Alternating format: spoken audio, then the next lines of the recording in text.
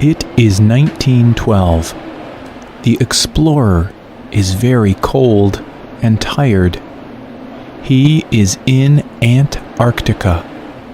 He has just walked to the South Pole. He is in a thin shelter. A fierce snowstorm is blowing outside. He is unable to reach a safe place. So he sits and writes in his diary. He writes about his experiences and concerns. He knows he will soon die. He is concerned for his family. He writes these final words in his diary. We are getting weaker, and the end cannot be far. It seems sad, but I do not think I can write more. I pray to God that you will look after our people.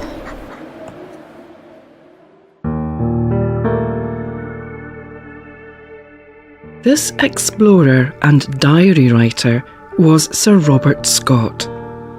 People all over the world write diaries. In South Africa, Nelson Mandela was in prison for 27 years. He was later the President of South Africa. He wrote a diary. In South America, Che Guevara was a military leader. He also wrote a diary. Every day, they each recorded their experiences, hopes, and ideas in a diary. Today's spotlight is on writing a diary.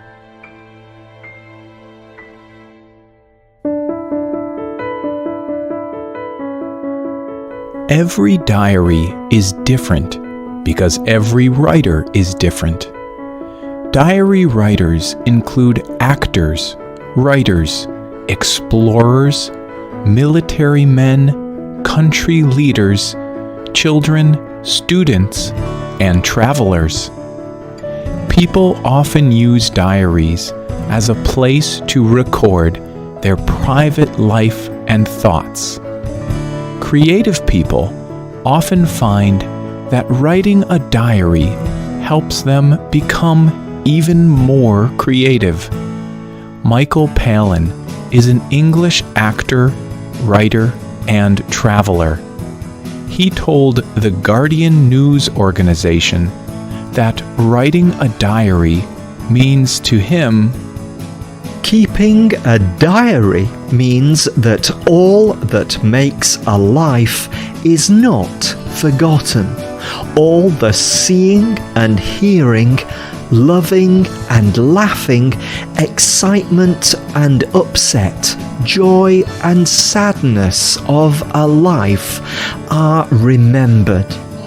In short, a diary makes time unimportant and offers your life back to you.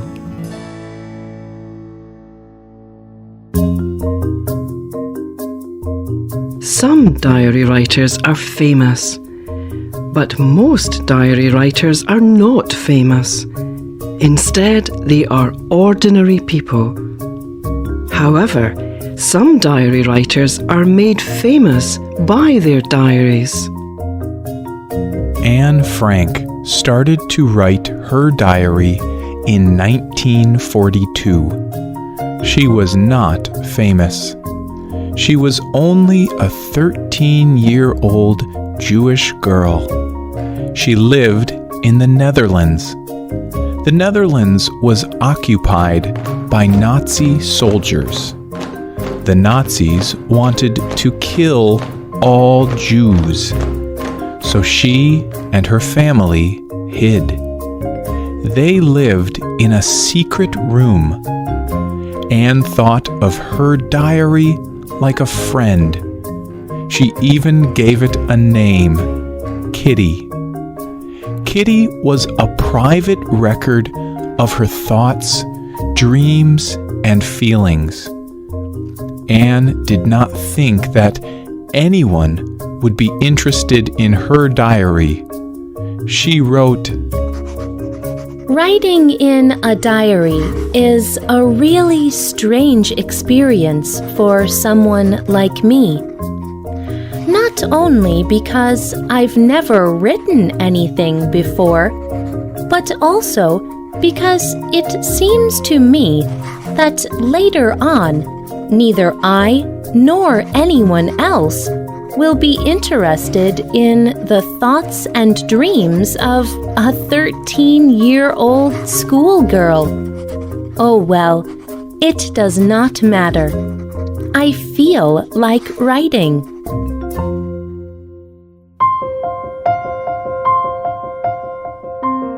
But Anne was wrong.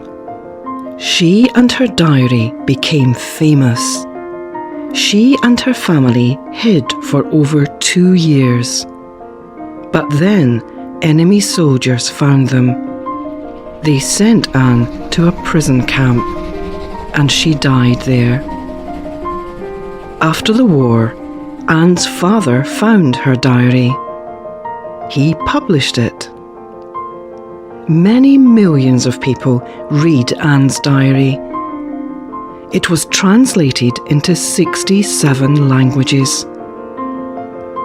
Many people were encouraged by her words of courage and hope. The President of South Africa, Nelson Mandela, was one of those people. He read Anne's diary when he was in prison. He said that it kept his spirits high. Mandela found that reading Anne's diary helped him. But experts say that writing a diary helps a person's mental and emotional health. It can make a person happier. Research at the University of Iowa showed that writing helps people deal with difficult emotional events. Researchers said it was particularly important to write about emotions. They said it was most helpful for a person to try to understand and make sense of what they think and feel. Scientists at the University of California in Los Angeles also studied this. They discovered that men found it particularly helpful to write about how they felt. And the scientists also found that writing by hand was best. Michael Palin likes writing his diary by hand. He likes making marks on a piece of paper. On his website, he talks about writing a diary.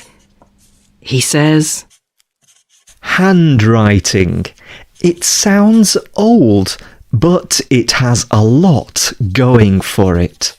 Handwriting is a mark of your own individuality. Handwriting is expressive.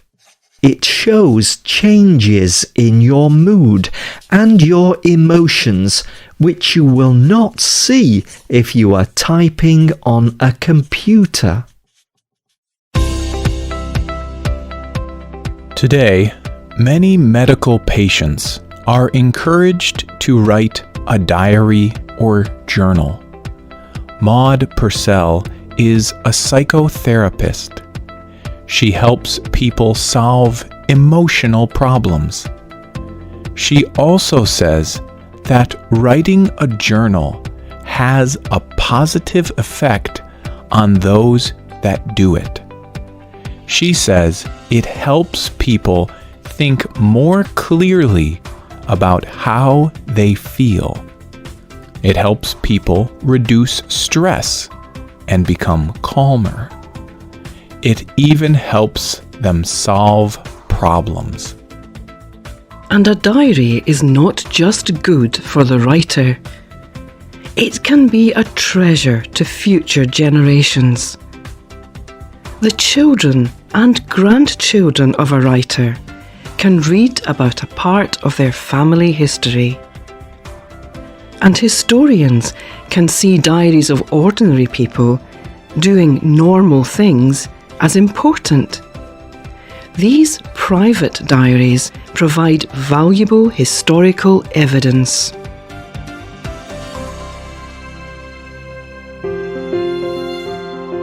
But the diaries of many ordinary people are destroyed when they die.